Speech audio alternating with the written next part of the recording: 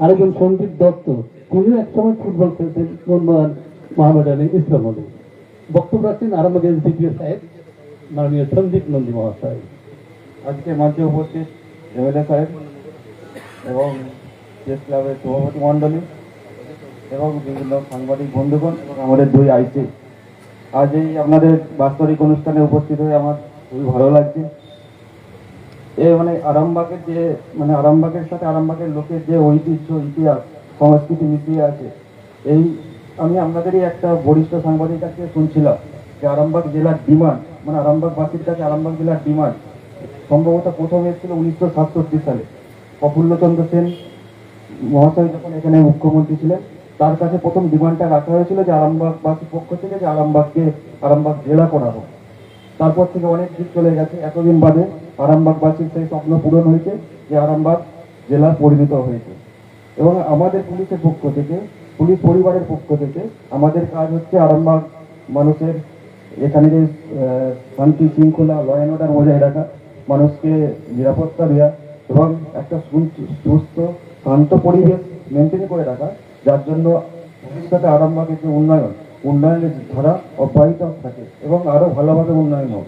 এবং আরও ভালোভাবে উন্নয়ন করতে গেলে সবচেয়ে যেটা প্রয়োজন সেটা হচ্ছে ল অ্যান্ড অর্ডার এবং মানুষের নিরাপত্তা।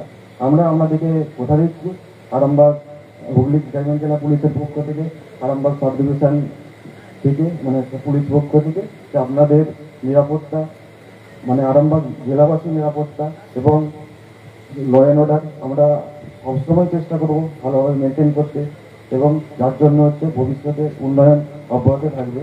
এবং এই ল অ্যান্ড অর্ডার মেনটেন করার জন্য আপনাদের যে সাংবাদিক বন্ধুগণ আছেন তাদেরও একটা গুরুত্বপূর্ণ দায়িত্ব থাকে। আপনাদের সংবেদনশীল সংবাদ পরিবেশনায় একটা সুস্থ, শান্তশিষ্ট একটা সমাজ গড়ে উঠতে পারে। আমরা চাইবো আপনারাও সংবেদনশীল সংবাদ পরিবেশন করবেন, তার সাথে সাথে পুলিশকেও হেল্প করবেন এবং আমরা আরামবাগকে যেমন এগিয়ে নিয়ে যেতে পারি তাতেও আপনারা সাহায্য করবেন। নমস্কার।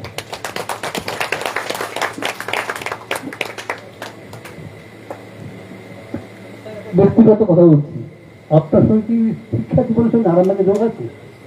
আপনার শিক্ষা জীবনের সঙ্গে